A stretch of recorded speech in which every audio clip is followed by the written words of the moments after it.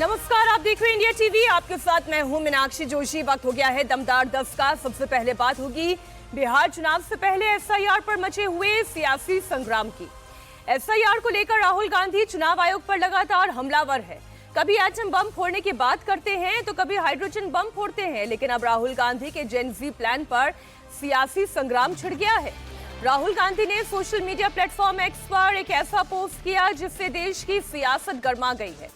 राहुल गांधी ने लिखा है कि देश के युवा छात्र जेन जी संविधान को बचाएंगे, लोकतंत्र की रक्षा करेंगे और वोट चोरी को रोकेंगे। राहुल गांधी ने एक्स पोस्ट करते हुए लिखा, देश के युवा, देश के स्टूडेंट और देश के जेन जी संविधान को बचाएंगे, लोकतंत्र की रक्षा करेंगे और वोट चोरी को रोकेंगे। इसके साथ ही राहुल गांधी ने अपने फोटो को भी पोस्ट किया जिसमें लिखा है, democracy will not be deleted। ये जो जेनजी वाला टर्म है, आपको ये सुना सुना सा नहीं लग रहा? ये जेनजी वाला टर्म कहां से आया? जब से नेपाल में हिंसा भड़की, नेपाल में तख्ता पलट हुआ, नेपाल में वो क्रांति आई, ये जेनजी वाला फॉर्मूला नेपाल से निकल कर आया और अब वो भारत में विपक्ष के सोशल मीडिया पोस्ट तक पहुंच गया है। राहुल का जेनजी वाला फॉर्मूला है ये। राहुल गांधी के इस पोस्ट पर सियासी संग्राम है। बीजेपी का क्या कहना है वो भी आपको बता दें। राहुल गांधी का मकसद देश में अराजकता फैलाना है। कांग्रेस चाहती है कि भारत में भी वही हो जो श्रीलंका और बांग्लादेश में हुआ। कुछ दिन पहले जेनजी ने नेपाल में जो किया, राहुल गांधी वैसा ही भारत में कराना चाहते हैं। बीजेपी प्रवक्ता प्रदीप भंडारी ने तो राहुल गांधी को भारतीय लोकतंत्र के लिए खतरा बता दिया। कहा कि राहुल गांधी ये सब घुसपैठिया बचाओ अभियान के लिए कर रहे हैं। बीजेपी ने तो राहुल गांधी को एंटी इंडिया फोर्स का पोस्टर बॉय तक करार दे दिया। राहुल गांधी के जेनजी प्लान को अब लोग नेपाल की जेनजी क्रांति से जोड़कर देख रहे हैं, क्योंकि नेपाल में 8 सितंबर को जेनजी युवा और छात्र सरकार के खिलाफ सड़क पर उतरे थे। उनका गुस्सा सिस्टम के खिलाफ था।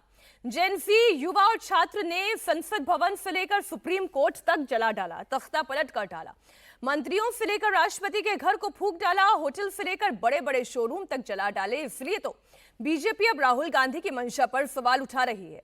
बीजेपी पूछ रही है, क्या राहुल गांधी भारत को भी नेपाल जैसा बनाना चाहते हैं? राहुल गांधी देश के युवाओं को, जेनजी को, स्टूडेंट्स को अपने एक्स पर पोस्ट करके भड़का रहे हैं। उसे लोकतंत्र की हिफाजत करने की बात कर रहे हैं, लोकतंत्र बचाने की बात कर रहे हैं, संविधान बचाने की बात कर रहे हैं, वोट चोरी बचाने की बात कर रहे हैं, जबकि संविधान की हत्या तो उनके दादी के वक्त में हुआ था, जब इमरजेंसी लगी थी, और लोकतंत्र की और संविधान की हत्या तब हुई थी। आज का युवा पूरी तरह मोदी जी के साथ है। आज का युवा देश के साथ है। देश तरक्की कर रहा है और राहुल गांधी युवाओं को भड़का रहे हैं।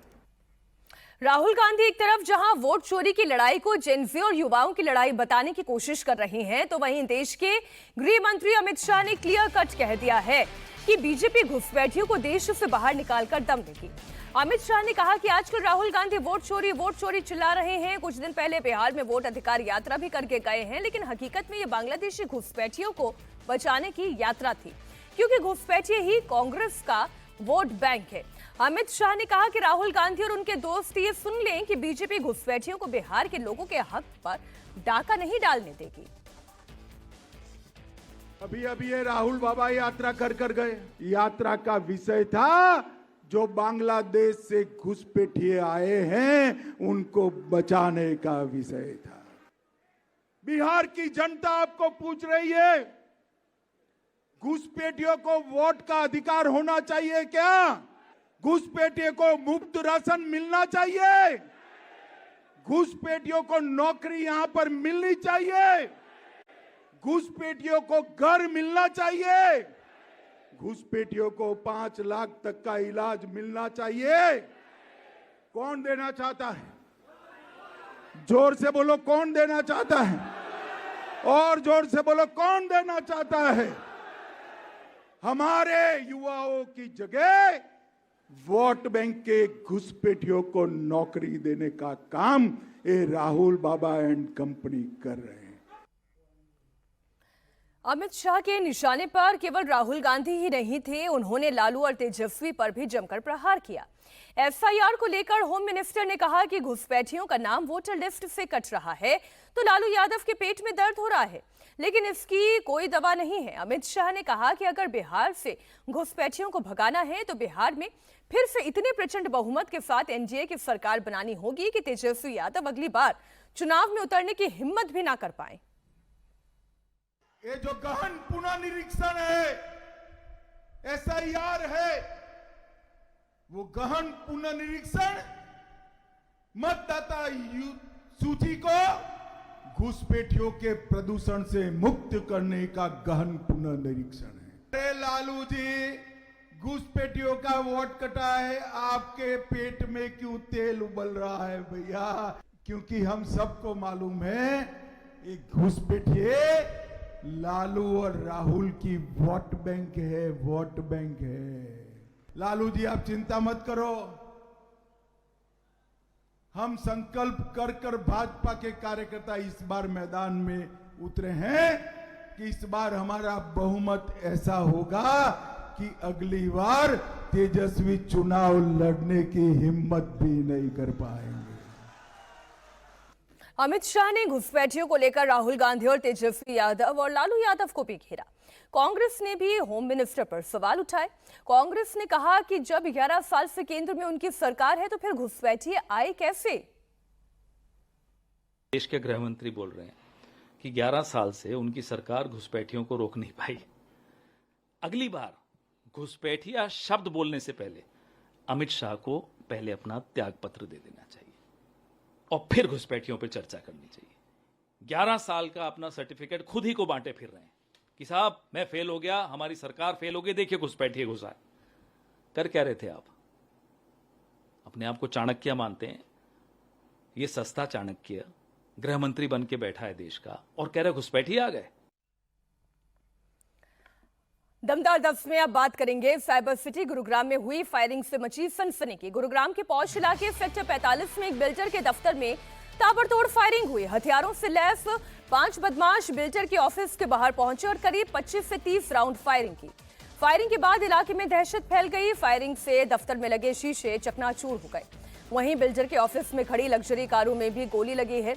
गनीमत ये रही कि फायरिंग में कोई घायल नहीं हुआ। वारदात को अंजाम देकर 5 बदमाश मौके से फरार हो गए। हमले की जिम्मेदार हरियाणा के गैंगस्टर दीपक नांदल ने ली और सीसीटीवी की मदद से पुलिस आरोपियों की तलाश में जुटी हुई है, छापेमारी कर रही है। ये आई थी कि ब्लूम्स है ना जो होटल, इसके पास कोई फायरिंग हुई है। तो हम इस सूचना पे यहाँ पर पहुंचे। कितने राउंड फायरिंग हुए? काफ़ी हुए हैं, बाकी जांच चल रही है। कल सीन ऑफ क्राइम टीम मौके पे आई हुई है। किसी को लगी नहीं सर, किसी को हताहत होने की कोई पता चलता है? कितने हमला हुआ?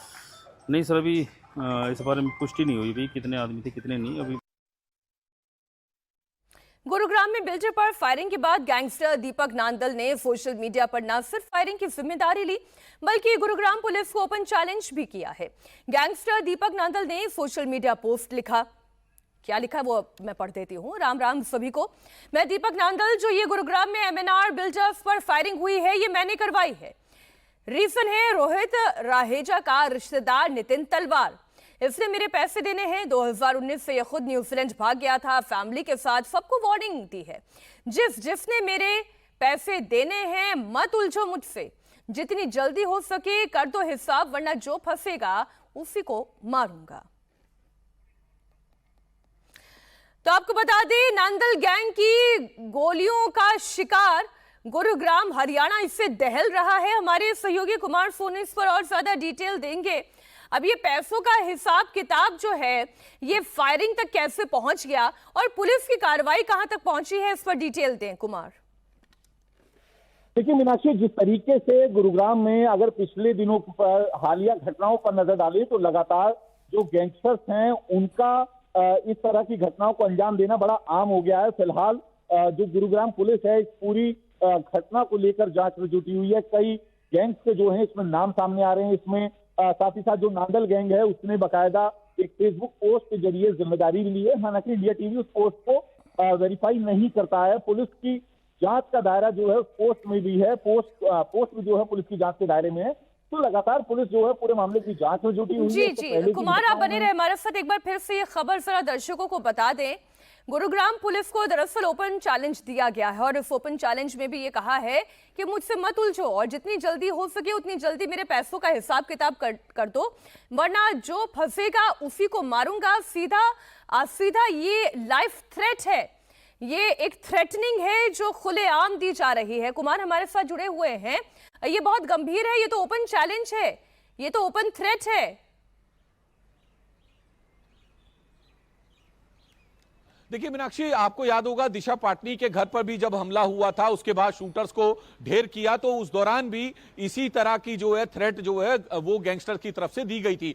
अब इसी तरह का थ्रेट जो है वो एक बार फिर गुरुग्राम में हुए अटैक के बाद जो है दिया गया है। तो गैंगस्टर जो है बेलगाम जरूर है, लेकिन फिलहाल पुलिस जो है पूरे मामले की जांच में जुटी है। जो एमएनआर बिल्डर है उसके तमाम पुराने बैकग्राउंड को निकाला जा रहा है, उसकी किस किस से दुश्मनी है, आस पड़ोस के लोगों से बात की जा रही है, रिश्तेदारों से बात की जा रही है, और ये जो पूरा पैसे को लेकर डिस्प्यूट है इसको गुरुग्राम पुलिस समझने की कोशिश कर रही है, इस पूरी चेन को समझने की कोशिश कर रही है, ताकि कौन लोग हैं, कहां से आए हैं, उनको पकड़ा जा सके। खासतौर पर जो आने का रूट है और जाने का रूट है शूटर्स का, उसको लेकर जो है पुलिस लगातार सीसीटीवी खंगालने में लगी है, ताकि पूरे रूट को एस्टेब्लिश किया जा सके और उसके बाद आगे कार्रवाई की जा सके।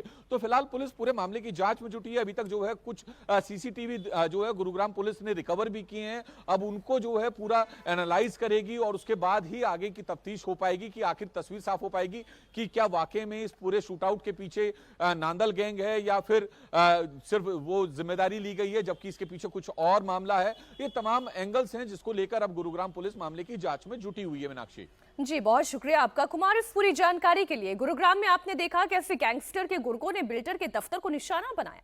गैंगस्टर्स के बढ़ते हुए खौफ के बीच उनके नेटवर्क की कमर तोड़ने के लिए दिल्ली पुलिस एक्शन मोड में है। दिल्ली पुलिस ने दिल्ली एनसीआर में कुख्यात गैंगस्टर्स के खिलाफ बड़ी कार्रवाई की है। दिल्ली और हरियाणा में गैंगस्टर्स नीरज बवाना, काला जठेड़ी, जितेंद्र उर्फ गोगी, राजेश बवाना, टिल्लू ताजपुरिया, कपिल सांगवान उर्फ नंदू और सुरेंद्र मलिक उर्फ नीतू दाबोदा के 58 ठिकानों पर एक साथ रेड की।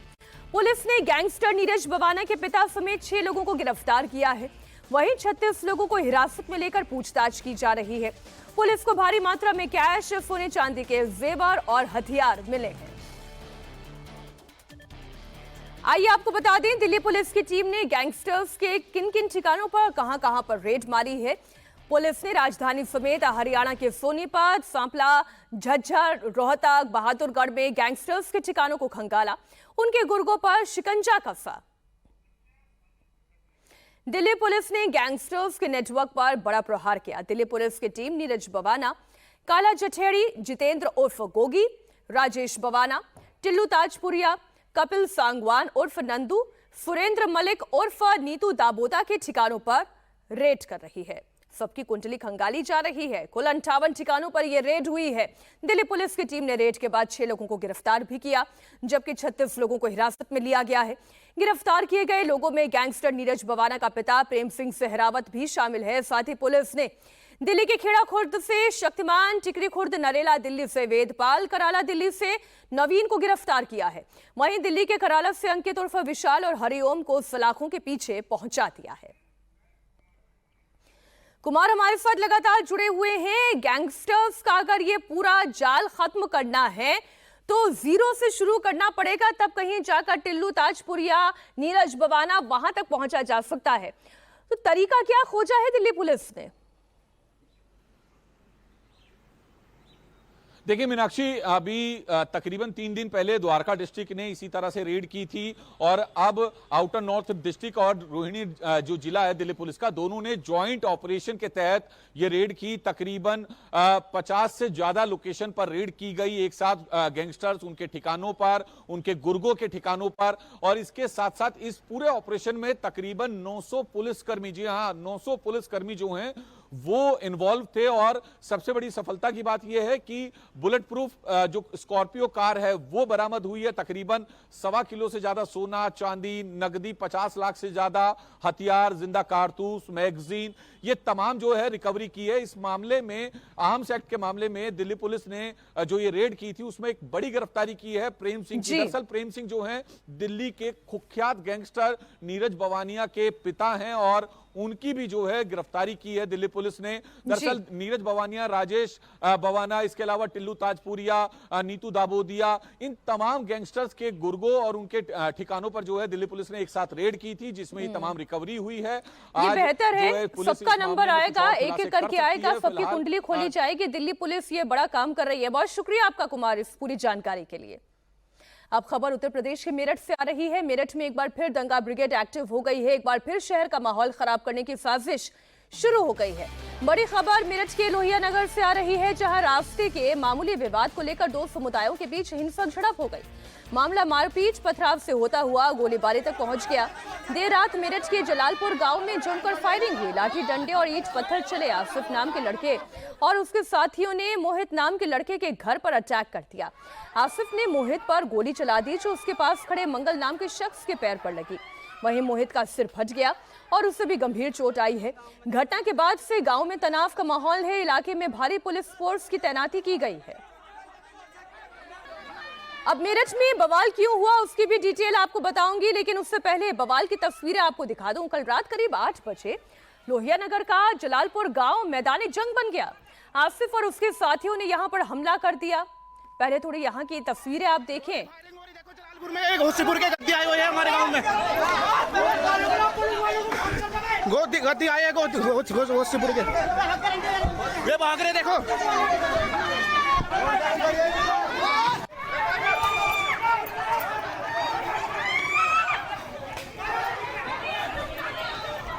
आसिफ अपने साथियों के साथ पूरी तैयारी करके आया था।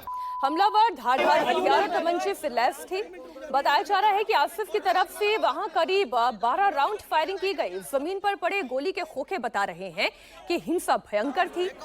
आरोपी आसिफ और उसके साथियों के सिर पर खून सवार था।